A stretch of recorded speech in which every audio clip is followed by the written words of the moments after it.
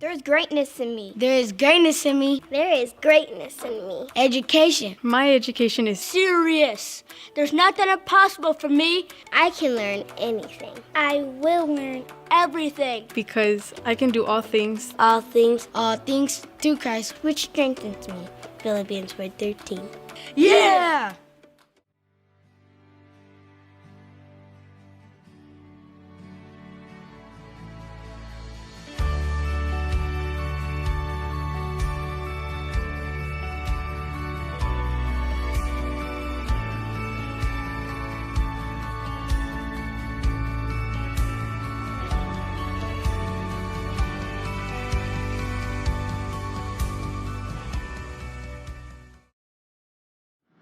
One of the reasons why I am just like so thankful for the USC is because I always say this, like at 16, I probably would have been in prison.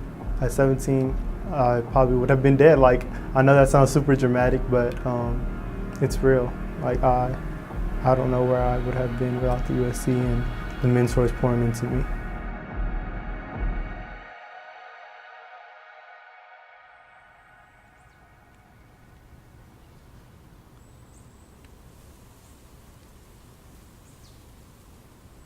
I guess you can say that, I just wasn't like other kids in the community.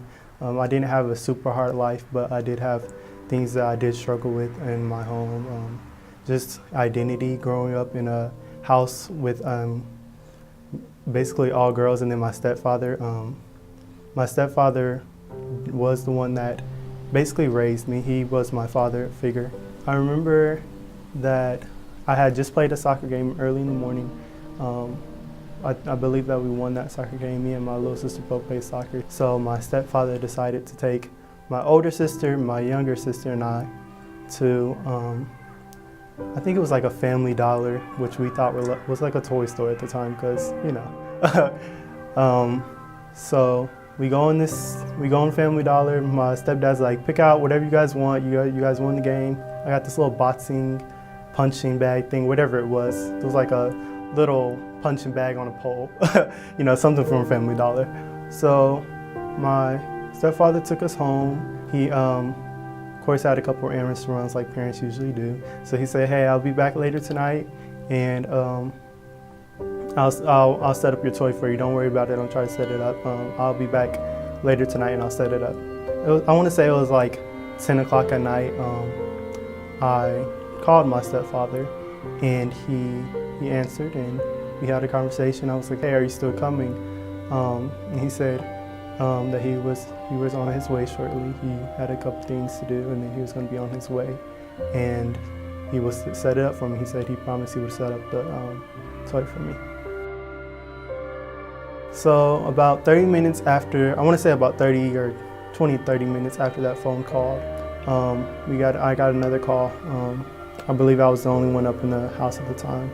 It was an aunt of mine, and she asked to speak with my mother, and for some reason I just felt the pain in her voice.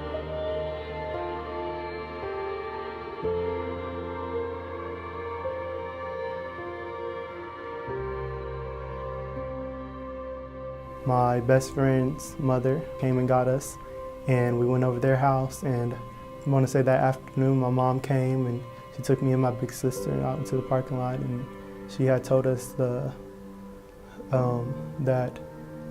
our stepfather had passed away, and me and my older sister just began to cry on my mom. My mom hugged us, and we just began to cry.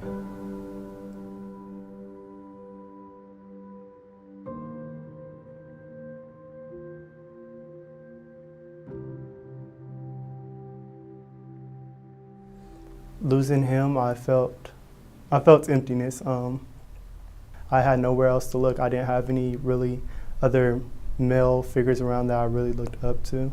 So I was very confused on who was going to be my father now, who was going to do these things for me, like how was life going to change. I had so many questions in my head.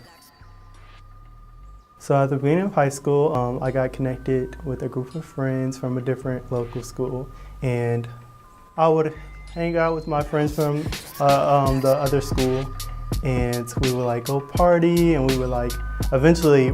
First it was just going to parties, and then it was let's make our own party. These weren't like normal parties. Like I was like, these aren't like normal high school parties. These are like 80, 90 people coming. Like there were things that probably shouldn't have happened at party, like these parties, like these high school parties, but like it was just crazy. Like there was things that shouldn't have happened.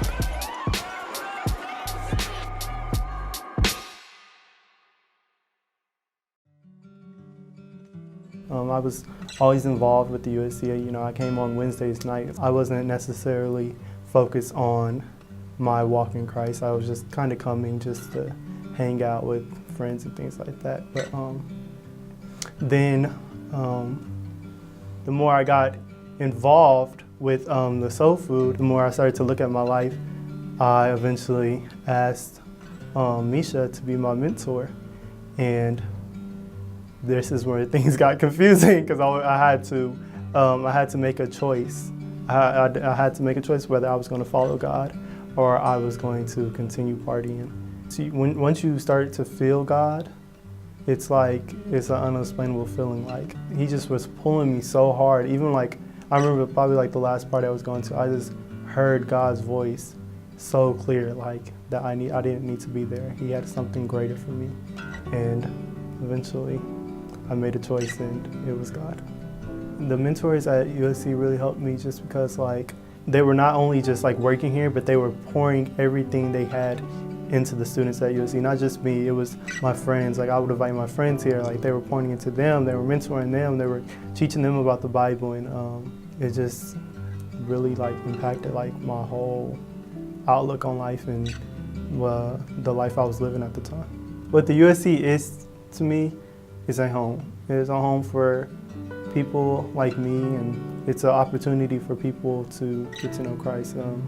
I can't even like explain like all the different things that the USC has done for me. Like it's just, if it did, we'll be here for hours. But yeah, it's a home. So clearly after making the decision of like following Christ and things like that, and watching the mentors and how they just like worship Christ, I decided I was just gonna come here every day after school, and I was gonna help with the kids, I was gonna help with Bible study, I was gonna help with things like that. And eventually, I wanna say maybe like a year after serving every day after school, I got offered a position as an intern, and this is like I believe my third or fourth year, going into fourth year, serving as an intern. After high school, I plan on going to school for interior architecture, and after getting my degree in interior architecture, I plan on going back to school and doing a degree in like maybe like somewhere in like ministry programming, where I would help people start their own ministry, so students and people around the world would have something like USC in their community.